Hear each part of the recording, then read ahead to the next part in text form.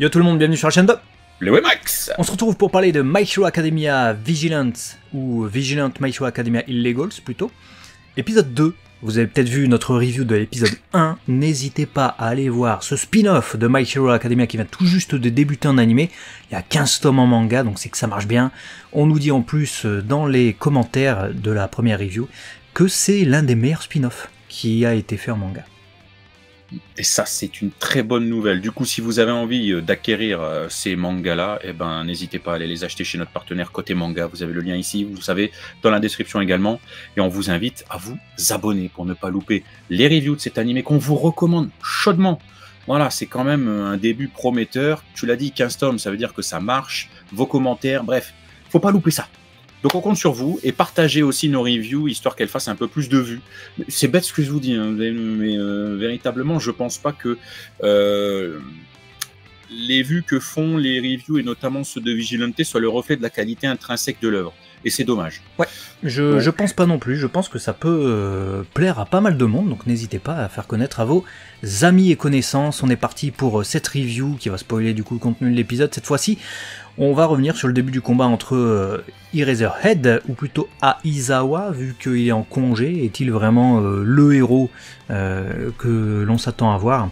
Bon, en tout cas, lui, il passe à l'action hein, contre Knuckle Master, Knuckle Duster, mais on va l'appeler Knuckle Master, vu que c'est le Master hein, de notre cher, comment il s'appelle Koichi, dans cet épisode. Koichi. J'ai bien aimé le fait qu'il y ait vraiment de l'action, je m'attendais à ce qu'il soit interrompu très rapidement, mais il y a quand même quelques échanges de coups, on est interrompu par autre chose, c'est par le générique en fait.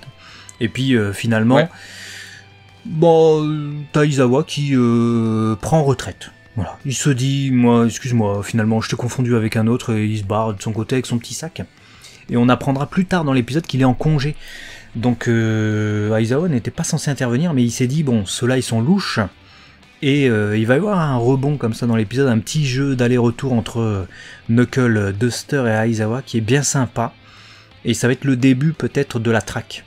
En tout cas, entre les héros illégaux, les Vigilantes, donc le petit groupe de Koichi, et les héros officiels, Aizawa, tout ça. Ouais, en tout cas, Aizawa nous précise quelque chose, si vous ne l'aviez pas compris que le premier épisode, c'est bien que Knuckle Duster n'a pas d'altère. Donc il frappe fort papy vieillard quand même. Hein. Il a une sacrée masse musculaire et on le verra un peu plus tard dans cet épisode. Après cet aparté, du coup. J'étais étonné qu'il le grille pas tout de suite, qu'il comprenne pas tout de suite. Il a mis un petit temps, il utilise son altère, du coup, Aizawa. Il fait, mais ça veut dire que... Et puis, voilà, tu t'attends à avoir une réponse, t'as le générique. Bon, moi je me suis dit, bah il n'y a pas d'alter, on comprend direct, mais dès les premières secondes de l'épisode 1, tu vois. Et Aizawa, héros professionnel, bon, il met quelques échanges de coups avant de se dire, bon... Okay, ouais, mais je suis en congé aussi, laisse-moi tranquille. Donc, ouais, là, il était pas... moins efficace qu'un peu plus tard dans l'épisode, mais on avait compris tout de suite que Knuckle Duster n'avait pas d'alter, hein, clairement. Voilà, il aime bien sauter dans les poubelles, c'est bien parce qu'il y a un souci d'alter. Voilà. Et puis bon, il a un coup de poing américain, le gars, donc coup de poing américain. Ouais. D'ailleurs, ça, je voulais revenir dessus, j'en ai pas parlé dans l'épisode 1. Le gars, il fracasse la gueule de gars avec un coup de poing américain. Je suis très étonné qu'il soit pas plus amoché encore que ce qu'on ne voit. Et le seul défaut peut-être que j'aurais à ressortir de l'épisode 1, c'est que t'as vu sa masse musculaire, t'as vu le gabarit, t'as vu avec l'élan et la force avec laquelle il frappe. Tu rajoutes à ça le fait qu'il ait un coup de poing américain. Les gars qu'on a vu épisode 1, je l'ai pas senti qu'il s'est fait défoncer par un coup de poing américain. Normalement t'entends crack. Ah normalement ils sont cassés en morceaux quoi. Bon, après, il en casse d'autres hein, dans cet épisode en morceaux, parce que bon, en parallèle de l'intrigue qu'on a eue avec ce début d'épisode Aizawa et Knuckle Master, pour reprendre ton terme, on a cet homme d'affaires là, qui avait ses petites figurines dans sa valise, qui commence à s'échapper, tranquillou bilou, style de rien. Et puis on a Popstep qui fait mais j'ai déjà vu quelque part ce truc. Et elle arrive à déduire très rapidement, donc très intelligente et perspicace, notre cher Popstep, qu'à chaque fois qu'il y a un bordel avec des vilains, il est là. Et elle le voit sur les photos, elle dit, il y a un truc louche. Il commence à paniquer et tout, et puis, qu'est-ce qu'il fait? Spicouze, le gars. Bah, brim. Et là, on a affaire, hein, du coup, un méchant, un vilain géant, un peu teubé sur les bords, parce que son alter, c'est Joujou. Donc, il est là pour jouer avec les voitures et tout. C'est Joujou, son alter? Je te jure, ils l'ont appelé comme ça, en tout cas en français, j'ai pas regardé le truc, Ah ouais, mais ils l'ont appelé Alter Joujou. C'est bizarre parce qu'après Aizawa il dit oui, son alter, c'est un alter qui fait grandir et augmenter de taille et de puissance, je crois. Ouais, bon, l'un Donc il dit n'empêche pas l'autre. quand il est neutralisé, bon, il change de taille. Enfin ouais, ils sont bizarres ces alters. Ça c'est peut-être le truc qui m'a dérangé dans cet épisode, c'est que tous les alters que l'on voit sont très avancés, on va dire, dans les trucs de My Hero Academia. C'est-à-dire que si tu commences la série originale, le manga original, un alter c'est un alter. Il commence pas à faire 150 000 trucs, etc. normalement. Hein. Là, dès le premier épisode, dès le deuxième épisode et tout, les alters, ils font tout et n'importe quoi. Ils grandissent, ils augmentent aussi la puissance, mais en plus de ça, ils augmentent je sais pas quoi, et en plus de ça, ils résistent au... Enfin, c'est des alters multi-trucs. Ça nous expliquait à la toute fin de l'épisode, en fait, que c'est la drogue qui permet ça. C'est Tsukauchi, je crois, le flic qui dit ça, je crois qu'il s'appelle comme ça. Il dit c'est des alters éclairs, quoi. C'est-à-dire qu'ils sont multifacettes, ils durent qu'un court laps de temps, et il t'octroie vraiment une puissance de ouf malade. Donc je veux bien l'accepter avec le fait que ce soit une drogue, mais il faudrait pas que ce soit le truc qu'on voit le plus dans cette série, parce que la sève un peu de My Hero Academia, c'est d'avoir, un peu comme dans One Piece ou dans d'autres pouvoirs, dans d'autres séries justement où vous avez des pouvoirs spécifiques, c'est la spécificité du pouvoir. Voilà, le fait que Ochako, elle puisse utiliser la gravité, mais elle peut pas voler. Ça se voit un peu à l'épisode où Midoriya va la sauver, c'est un peu la redite qu'on a eue dans cet épisode. Le fait que tu utilises l'eau, bah c'est pas la glace, des trucs comme ça. J'aime bien, je veux pas que tu commences à tout mélanger. Là, c'est un peu excessif, mais c'est la drogue. C'est aussi pour dénoncer la drogue. Ok, je veux bien, mais j'attends de voir cet aspect-là, tu vois. Ouais, ce qui est bien aussi, c'est que, tu vois, au gré des monstres qui apparaissent, on appelle ça des monstres, parce que même si c'est des humains qui sont picousés, finalement, leurs alters sont très monstrueux. La façon dont, justement, Knuckle Duster, à un moment donné, va réussir à vaincre Musclorman, un peu plus tard dans cet épisode, c'est justement en soulignant tout ce que tu viens d'expliquer. Et donc, comme c'est des alters express, qui confère à son utilisateur très rapidement des propriétés qu'il n'a pas l'habitude d'utiliser. C'est pas comme si tu avais eu un alter à ta naissance et que pendant 5, 10, 15, 20 ans, tu arrives à la vingtaine d'années, tu le maîtrises, tu maîtrises tous les pour et les contre de ton alter. Bah, ils en maîtrisent pas forcément l'intégralité, quoi. Ça leur tombe dessus comme ça, ils sont contents, mais et c'est ce qui lui permet de prendre l'avantage. Cette fragilité de maîtrise, c'est un peu le cheat code, j'ai envie de dire, finalement, de comment un gars sans alter qui frappe en coup de poing américain peut mettre à mal un mec qui est dur comme une caillasse et qui finalement sort de là amoché, comme si de rien n'était. Parce que si on n'avait pas eu ces explications-là, ce serait un peu too much. Tant mieux.